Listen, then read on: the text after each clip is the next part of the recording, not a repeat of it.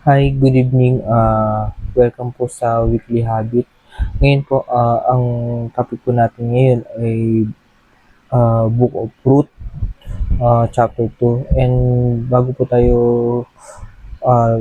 bago natin basahin at aralan po yung book ng Ruth 2, tayo po ay manalangin. Panginoong Sus, maraming salamat po Panginoon sa oras nito, sa kalakasan na binibigay mo Panginoon, sa wisdom and knowledge, Lord God, sa lahat Panginoon ng biyaya at habag mo Panginoon, sa protection mo sa bawat isa Panginoon sa amin. Lord, maraming salamat po sa lahat ng ah, biyaya at habag mo Panginoon na binibigay mo Panginoon, Lord God. Patuloy Panginoon sa oras na ito Panginoon, ikaw ang manguna, ikaw Panginoon ang mag-direct ng salita na ito at Lord God, at marami kami Panginoon na matutunan Panginoon sa iyong salita Panginoon Lord God. Sa iyong papuri at pagsapa Panginoon Jesus natin Lord God. Amen. Okay. Basahin po natin yung version po ay Tagalog version. Okay po. Chapter 2, Ruth chapter 2. Si Ruth sa bukid ni Boaz. Isang araw, sinabi ni Ruth kay Naomi, papunta po ako sa bukid at namumulot ng mga uhay na naiiwan sa mga gumagapas doon. Ako sa may likuran ng sinumang papayag. Sumagot si Naomi, ikaw ang bahala, anak. Kaya't si Ruth ay nagpunta sa bukid at namulot ng mga uhay. Kasunod ng mga gumagapas, nagkataong ang napuntahan niya ay ang bukid ni Boaz, isang kamag-anak ni Elimelech na napakayaman at iginagalang sa kanilang bayan. Di nagtagal, dumating naman si Boaz mula sa Bethlehem. Sumainyo si Yahweh, ang bati niya sa mga gumagapas. Pagpalain naman kayo ni Yahweh, sagot nila. Nang makita si Ruth, itinanong ni Boaz sa katiwala, sino ang babaeng iyon? Siya po ang Moabitang kasama ni Naomi. Nang umuwi rito mula sa Moab, sagot ng katiwala, nakiusap po siyang makapumulot ng nalalagdag na mauhay. Pinayagan ko naman, kaya't maagang-maaga pa'y naririto na siya. Katitigil lamang niya para magpahinga sandali. Nilapitan ni Boaz si Ruth at kinausap, anak, huwag ka nang pupunta sa ibang bukid, dito ka na lamang mamulot kasama ng aking mga manggagawang babae. Tignan mo kung saan sila gumagapas at sumunod ka. Sinabi ko na sa mga tauhan ko na huwag kang gambalain at kung ikaw ay nauuhaw, malaya kang uminom ng tubig mula sa aking banga. Nagpatira pa si Ruth bilang magbibigay galang at nagtanong, ako po ay isang dayuhan, bakit po napakabuti niyo sa akin? Sumagot si Boaz, nabalitaan ko na ang lahat ng ginawa mo sa iyong binan mula nang mamatay ang iyong asawa. Alam ko ring iniwan mo ang iyong mga magulang at sariling bayan upang manirahan sa isang lugar na walang kang kakilala. Pagpalain ka nawa ni Yahweh dahil sa iyong ginawa. Gantimpalaan ka nawa ni Yahweh ang Diyos ng Israel, sapagkat sa kanya ka lumapit at nagpakupkup. Sumagot si Ruth, salamat po, pinilakas niyo ang aking loob sa inyong sinabi. Kahit ako isang hamak na lingkod at sa katunayan hindi kabilang sa inyong mga manggagawa, naging mabuti kayo sa akin. Nung dumating ang oras ng pagkain, tinawag ni Boaz si Ruth, halika rito, kumuha ka ng tinapay at isasaw mo sa salsa. Kaya't umupo siyang kasama ng mga manggagawa at binigyan siya ni Boaz ng inihaw na cebada. Kumain naman si Ruth hanggang sa mabusog at natira pa sa pagkain ibinigay sa kanya. Nang ipagpatuloy niya ang pamumulot, pinagbili ni Boaz ang mga manggagawa, hayaan niyong siya mamulot kahit sa tabi ng mga binigkis na uhay. Huwag niyo siyang babawalan. Maglaglag kayo ng mga uhay na mula sa binigkis para sa mga may mapulot siya. Si Ruth ay namunot hanggang gabi at pagkatapos ay giniit niya ang kanyang napulot. Halos 5 salop na cebada ang nakuha niya. Umuwi si Ruth at ipinakita sa kanyang biyenan ang naibong cebada at ibinigay pa niya sa matandaan lumabis ng pagkain. Nagtanong si Naomi, "Saan bukid ka ba namunot ngayon? Pagpalain ng Diyos ang taong magandang loob sa iyo." At ikinuwento ni Ruth ang nangyari sa kanya sa bukid ni Boaz. Kaya't sinabi ni Naomi, "Pagpalain siya ni Yahweh na hindi nakakalimot sa kanyang pangako sa mga buhay at sa mga patay." Idinugtong pa niya, "Malapit nating kamag-anak ang taong iyon, isa sa mga may tungkulin, mga lagas na naiwan ng mga yumao." Nagpatuloy sa pagsasalaysay si Ruth. Sinabi pa niyang, "Magpatuloy akong mamulot ng sa kanyang bukid hanggang sa matapos ang anihan niya." Sumagot si Naomi, "Oo nga anak, baka mapahamak ka lamang kung sa ibang bukid ka na pupunta. Mabuti ngang manatili kang kasama ng kanyang mga manggagawang babae."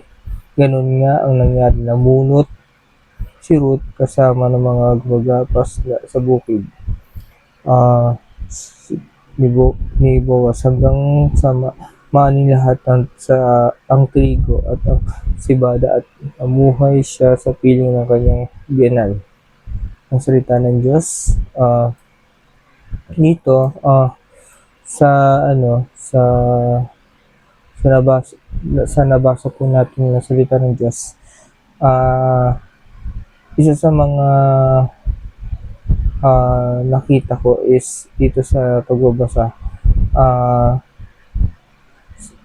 parang sa kwento nito kay Ruth, kay Naomi sa kay Boaz, dito sa chapter 2 nito, ang dito sa likod ng pangyayari, ang pumikilos talaga dito is ang Diyos mismo sa buhay ni Ruth. And dito na hindi aksidente na napunta si Ruth sa bukid ni Boaz. Ito ay bahagi ng plano ng Diyos. Parang sa heart ni ni Ruth, na sabi niya na pinili ni Ruth na sumama kay Naomi, tapos sumama sa kanya, tapos minsan eto doon sa self-desire na yun, parang ang nakita ko kasi dito, akala ni Ruth sa kanya is self-desire niya yun, pero kung totoo sa desire ng Lord kay Ruth yun, to bless, na maging blessing sa kanya yun. And dito nga dito sa na to, yung parang yung parang sa kay Ruth kasi parang akala niya is self-desire lang niya, parang na lang sa heart niya na gusto lang niya sumama kay Naomi, and yun nag-sacrifice siya kahit naiwanan niya yung parents niya, mga kamag-anak niya, lumayo siya sa mga mag-anak niya, and yun nga sumama na lang siya kay na yun. Pero in the back of story kay Ruth, ito sa kanya is a self-desire, pero yung binibirth na desire niya is yun nga galing din kay Lord yun. Yung desire ng Lord sa buhay ni Ruth is na-captured ni Ruth, and yun nga sumama siya, and yun nga yung naging key of blessing ni Ruth sa family niya, di ba? Yun yung nakikita ko yun. And dito sa buhay natin kasi minsan may mga akala tayo na pagka may mga dumadating sa atin na mga pagpapala, o minsan may mga magagandang opportunity, minsan akala natin nagkataon lang yun, o minsan sa mga, yun nga, sa mga halimbawa hindi sa mga unbeliever or sa mga ano sa mga unbeliever or sa mga taong walang walang malalim na relasyon sa Panginoon or hindi nila alam na si Lord ang kumikilos sa buhay nila. May mga bagay-bagay na may mga bagay-bagay na akala nila is nagkataon lang, minsan chance lang, minsan swerte lang nila sa buhay dahil nangyari yun.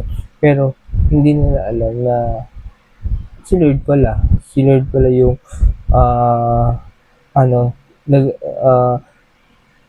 ang kumikilos sa buhay nila. And yun nga, pagka isang Kristiyano nga, 'di ba? Pagka yung isang Kristiyano naman is halimbawa pinagpi-pray niya yung part niya, pinagpi-pray niya yung mga taong ko-connect, 'di ba? Ina-acknowledge naman nila si Lord na alam nilang hindi nila magagawa yung isang bagay na yun kung hindi si Lord ang kumilos sa buhay nila. Yun, ganun yung nangyayari. And yun nga, si Lord dito sa ano na to, nakita ko na dito parang sa buhay ng tao meron ka talaga sa cycle ng blessing may mga bagay na nakadestin na kinoconnect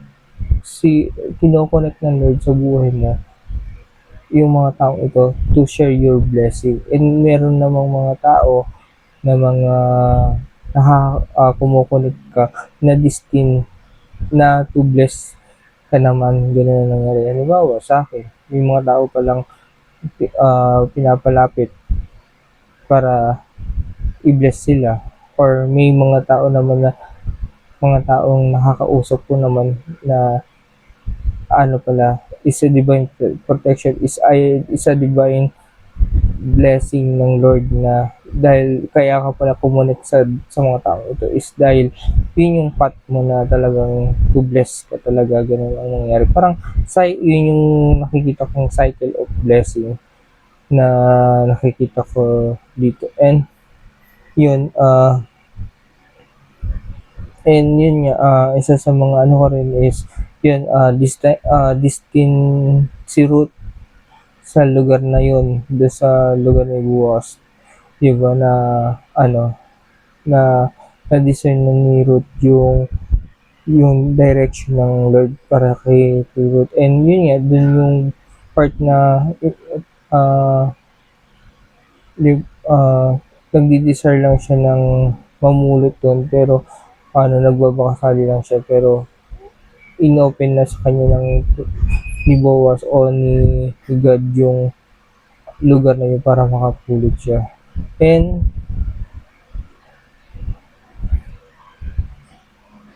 ang isa sa mga nakita ko dito is yung key dito is yung kabutihan ng puso niya ni Ruth, yung katapatan niya, yun, parang yung kabutihan niya, katapatan at saka yung pagiging mapagkumbaba, yun yung naging key to blessing niya. And yun nga, kapag tapat at masipag ka at kahit yun nga, kahit walang nakatingin sa'yo, may tamang oras sa nakikilos ang Diyos para gantimpalaan ka. Ibig sabihin ang nakikita ko rito is sa atin, sa natin, sa personal life natin, minsan ang blessing talaga is kailangan is minsan magpakumbaba tayo, maging tapat tayo sa natin, and maging mapagkumbaba. Kahit na sabi mo, sa mga company, sa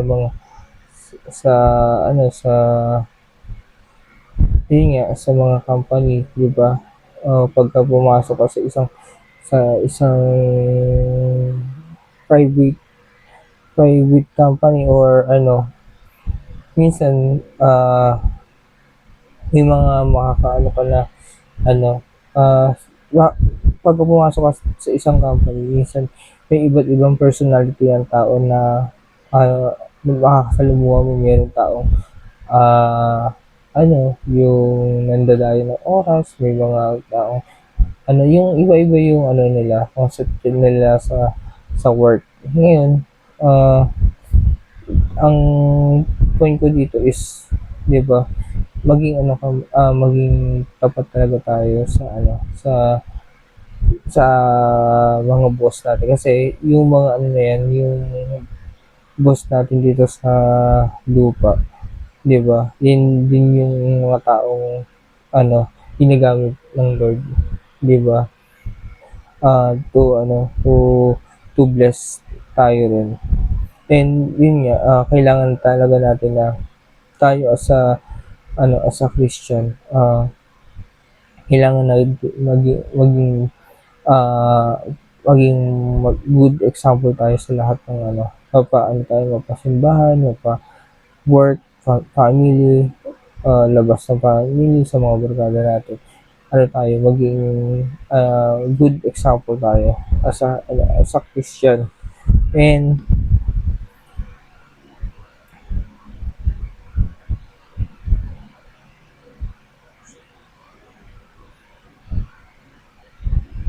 dito sa na to, sa isa sa and dito sa route na to, ang pinaka point dito or pinakasama rin na nakikita ko dito is all about blessing.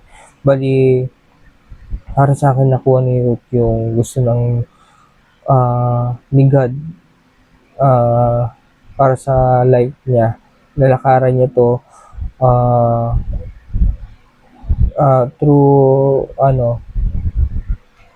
paglakad niya sa Panginoon, sa kalooban ng Panginoon, 'di ba? Pagsama niya kay, hindi lang siya ang na-bless, 'di ba? Pati yung mga tao na sa paligid niya. And yun nga, na-captured ng heart niya or na-receive ng spirit niya yung gusto niya. Minsan akala na and sa atin naman, minsan akala natin sa sariling decision lang natin yun, pero binababa lang ng Lord sa heart natin or na-captured natin at tumutugon tayo sa Lord. Yun nga, yung kanina sinasabi ko, minsan sa heart natin, akala natin yung mga decision in life natin, minsan akala natin sariling desire lang natin, pero kung totoo desire pala ng Lord sa atin na bumababa sa heart natin. And yun nga, lagi tayo dito sa word na to, lagi tayong makinig, lagi tayong mag-give, lagi tayong mag-silent time, mag-soak, yan, magbabad tayo sa presence ng Panginoon. And sa oras na ito, alam naman natin na ang isa sa mga nakita kong blessing is, 'di ba, dahil tayo nga as a IPN Interactive Prayer Network, the cross, andyan yung presence ng Lord. 'Di ba, call ng church is prophetic. Nararamdaman natin, nakikita natin, naririnig natin ang Panginoon.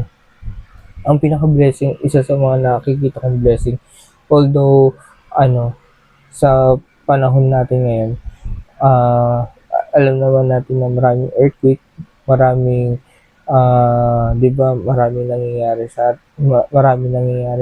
sa government, sa 'di ba, sa lindol, baha, pag-ulan, yan. Pero ang kagandahan dito, yung presence ng Panginoon is always na nandiyan, always na pinoprotektahan tayo, hinahanda tayo sa mga bagay na to. At dito sa life ni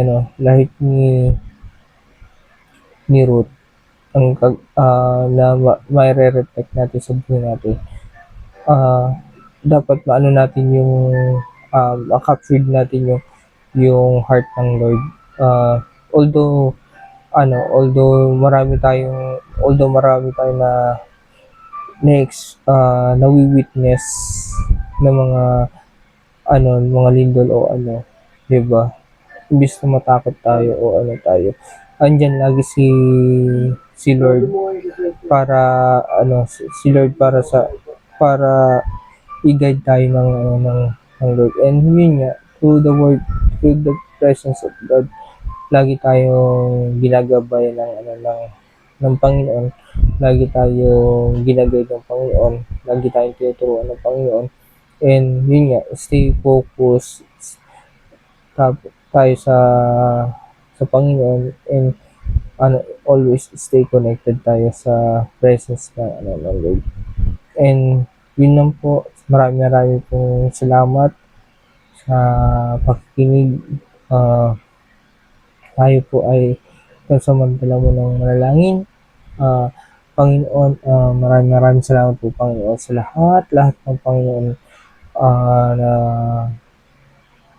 tinuro mo sa oras ito, Panginoon. Ikaw ang patuloy, Panginoon, na gumabay, Panginoon, sa amin, Panginoon, sa lahat-lahat, Panginoon. Ikaw ang magprotekta, ikaw, Panginoon, ang mag-sustain, Panginoon, patuloy na patatagin ang aming pananampalataya. And Lord God, itong mga salita mo ay patuloy na tumimo sa aming mga puso, patuloy, Panginoon, na malakaran namin, Panginoon, ang iyong salita. And sa oras ng pangangailangan, Panginoon, ito ay aming magamit, Panginoon, sa iyong papuri. Pagsama, Panginoon, Jesus, Lord God, Amen and Amen. Maraming salamat po. Goodbye.